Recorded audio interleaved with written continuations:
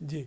All right, Virendra ji हमारे साथ मौजूद हैं। वीरेंद्र जी, आप मुझे बताइए कि आरएसएस की अचानक उत्तर प्रदेश में सक्रियता का कारण आप कुछ समझ पाए, इसको एनालाइज कर पाए? अभी उनके second in command Dattatreya Hosabale भी थे। अभी सुनने में आ रहा है कि मोहन भागवत भी लखनऊ में रहेंगे और पूर्वी उत्तर प्रदेश, सेंट्रल उत्तर प्रदेश की कुछ बड़ी बैठकें भी करने जा रहे हैं। कारण? देखिए, आरएसएस इस बात को जानता है कि उत्तर प्रदेश में जो लोकसभा की लड़ाई है वो एकदम सीधी है। यहाँ पर अभी जो विधानसभा की स्थिति है उसको देखते हुए कहा जा सकता है कि भाजपा और समाजवादी पार्टी दो के पास बड़ा वोट बैंक है और ये दोनों सीधे लड़ाई में रहेंगे। अब आरएसएस राजनीतिक दल तो है नहीं, लेकिन वो हिंदुत्व की बात करता है, वो सामाजिक भाईचारे की बात करता है। शिक्षा व्यवस्था के माध्यम से जो उनके संस्थान हैं उनके माध्यम से भी वो काम करते हैं। तो बीजेपी को उसका कहीं ना कहीं लाभ मिलता रहा है। अब बात ये आती है कि बीजेपी इन दिनों थोड़ा मुसलमानों का वोट भी चाह रही है और वो पसमानदा की बात भी करती है, लेकिन दूसरी ओर हिंदुत्व भी उसके साथ है। तो दोनों के तालमेल को लेकर जो चर्चाएं हैं उनमें कैसे सामंजस्य बिठाया जाए, इस पर आरएसएस काम करती है। और आरएसएस के बड़े बड़े नेता इन दिनों लखनऊ में हैं और कल से 5 तारीख तक संघ के प्रमुख मोहन भागवत जी भी यहाँ पर रहेंगे और वो अयोध्या भी जा सकते हैं। और इस मीटिंगों में लोग कह रहे हैं कि जो पूर्वी क्षेत्र के प्रचारक हैं उनके साथ मीटिंगें होंगी, विद्या भारती जो शिक्षण संस्थान है उनके जो सत्र को लेकर और पाठ्यक्रम को लेकर उस पर तमाम सारी चर्चाएं और मीटिंगें होंगी। पूर्वी उत्तर प्रदेश के जो कार्यकारी की बैठक है उसमें मोहन भागवत जी शामिल होंगे।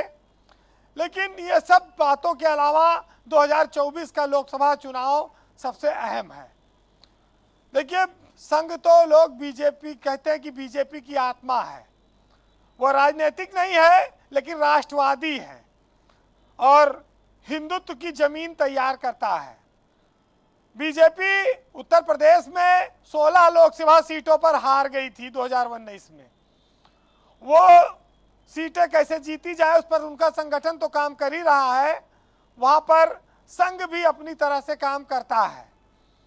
और आपको एहसास है इस बात का कि अमेठी और इटावा में बीजेपी जीती, जो एक कांग्रेस और एक समाजवाद का गढ़ रहा है, वहाँ भी बीजेपी जीत चुकी है।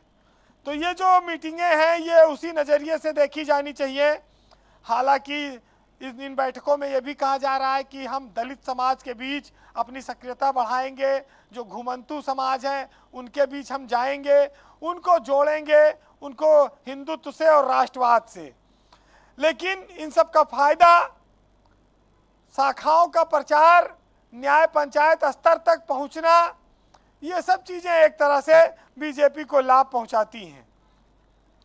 ये बात सच है कि देश में जब कोई राष्ट्रीय पार्टी लंबे समय तक शासन करती है तो वो कोई अकेले दम पर नहीं करती सत्ता में। सत्ता पाने के लिए तमाम सारे उसके अनुसांगिक संगठन भी होते हैं जो काम करते हैं। और बीजेपी के लिए जो संघ है वो तो मात्र संगठन है, वो सबका उदय उससे होता है। तो ये बहुत महत्वपूर्ण हो जाता है कि बिना कैडर के आप लंबे समय तक सियासत में नहीं टिक सकते। और बीजेपी आज टिकी है तो उसके पीछे संघ है और उसके पीछे संघ की रचनात्मक कार्यशैली है और जो वो लगातार हिंदुत्व के लिए काम करते हैं। वैसे एक चीज बता दें आपको कि संघ इस नब्ज को पहचान चुका है कि कर्नाटक हारने के बाद देश में बहुत अच्छा माहौल नहीं है। संघ जानता है कि उत्तर प्रदेश में 80 सीटें हैं, यहाँ 75 अगर हम जीत ले तो केंद्र में बीजेपी की सरकार बन जाएगी।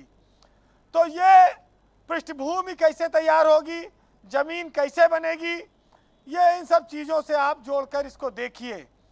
इनकार चाहे जो हो और जो भी बातें की जाएं, लेकिन सियासत में ये बात साफ है कि राष्ट्रीय स्वयंसेवक संघ हिंदुत्ववादी संगठन है और बीजेपी उसको अपना आदर्श मानती है। ब्रजेश जी, इस देश में तमाम सारी बातें आती हैं, लेकिन निर्भर यह करता है कि कौन किस चीज को किस नजरिए से देखता है। हिंदू वर्सेस मुस्लिम जब जाति और धर्म के आधार पर चुनाव हो रहे हो तो वहां पर ऐसे रचनात्मक संगठन का मूल्य बहुत ज्यादा हो जाता है।